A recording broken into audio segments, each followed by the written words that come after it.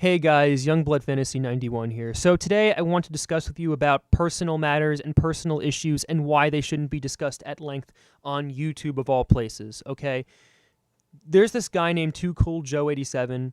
He linked me to a video. He had the unmitigated audacity to link me to that video, by the way.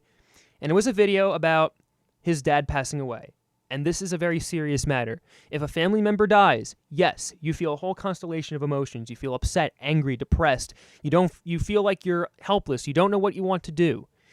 Okay, I can feel sympathy for that. However, if you make it into a YouTube video and expect people to like it and comment on it and give you sympathy, I don't know what to tell you, because that means that you're siphoning attention away from everyone who watches this and just turning it into, your own personal gratification.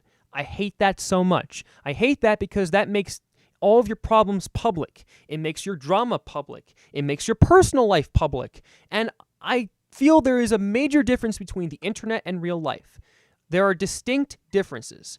And honestly, if you're going to publicize this sort of thing, then honestly, it means that you really feel that real life people aren't adequate enough to make you feel better. In fact, you're saying to everyone, oh, well, I feel so bad, I'd rather, make this into a huge media fiasco on the internet and post it on YouTube where everyone can see it.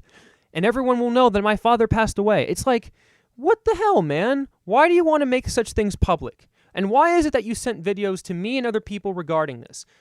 See, you removed the video, luckily, because people actually, found problems with it, and morally I feel that's ridiculous. It's like, how would you feel if I posted a video saying, oh, well, my whole family died, give me sympathy? It's like, it really feels unfeeling. In fact, when I watched the video before he removed it, he seemed very monotonous, bored. He felt it was an obligation to make that video. In all honesty, that just reeks of malfeasance of morality. It's like you're hurting your father's memory by doing this. You know what? He isn't the only guy that does this too, okay? This reminds me of when Rawgasm a couple days ago or a couple weeks ago, I hardly can remember because I don't like remembering such events. He talked to me and he posted in a huge chat, oh, my cousin passed away. Oh, well, that's very sad that he did. Why are you telling everyone about this? When you're in a state of emotional flux, like when a person passes away, you shouldn't even be on here. You should be hanging out with your family. You should be spending time with your family. You should be giving condolences to everybody. You should take a break. You should get your thoughts together. You should get all your ducks in a row, and then you can come back online. When personal stuff happens to me, I don't tell everyone about this, okay? I don't make it public. I maybe could tell a few select people about it, but those are people that I trust. Those are people that I talk to a lot. And those are people that won't spread it like wildfire. And those are people that actually know who I am and what I go through. And that's about it. If I wanted to tell a bunch of random people that I don't know that someone in my family died, that would mean that I'm really much of an attention whore. And that's silly. It really is silly. I hate it when people create this sort of drama fiasco where they mention one thing and then they get everyone depressed. It really is sad how people have to just make other people feel bad in the process by just splurging their emotions and being all upset, angry, maudlin, and then spreading it to everyone else. It's like, it's so passive-aggressive. It's like, let's make everyone else feel bad because you don't know what I'm going through. It's like, come on, man.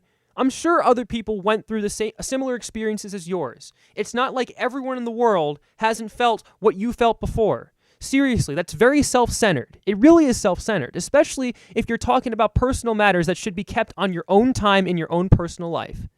Again, let me restate. If personal stuff happens to me, you guys would be the last to know. Unless if you're close friends of mine in real life that wants to know about this. And I will mention that to those real-life friends who care. Maybe even some online friends too. Who knows?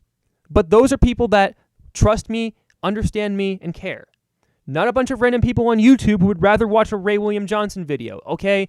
Ridiculous. Really ridiculous, fellas, how you have to resort to this sort of, Craft Nation sort of attitude where you feel that the only way you can redeem yourself is if you make your life public. You know who else does that bullshit? Onision. And Onision has been getting a lot of flack recently because everything revolves around him, especially with Shiloh, especially with the septic incident, and especially because of his histrionic personality disorder. You know, if you don't want to be Onision, as you say in your commentaries, then at least don't make your freaking personal life public. Really, getting people to like your stuff, like your tragedies, and comment on your tragedies is bad enough. But if you're trying to make it public on YouTube, where everyone can see it, that's just sad. That means that you can't handle what real life people tell you. And that's just, it underestimates your friends, it underestimates your family, and most importantly, it underestimates yourself. It makes yourself look stupid. Plain stupid. It's like, why can't we keep personal stuff to ourselves, to our own lives? It really angers me. I mean, it shouldn't anger me because, you know, this is the interwebs, but, you know, desperate pleas for attention on the internet always angers me. No matter if it's, you know, e-begging, no matter if it's watch, favorite, and comment, you know, saying a depressing story and getting people to like it, like with the Adelia Rose situation.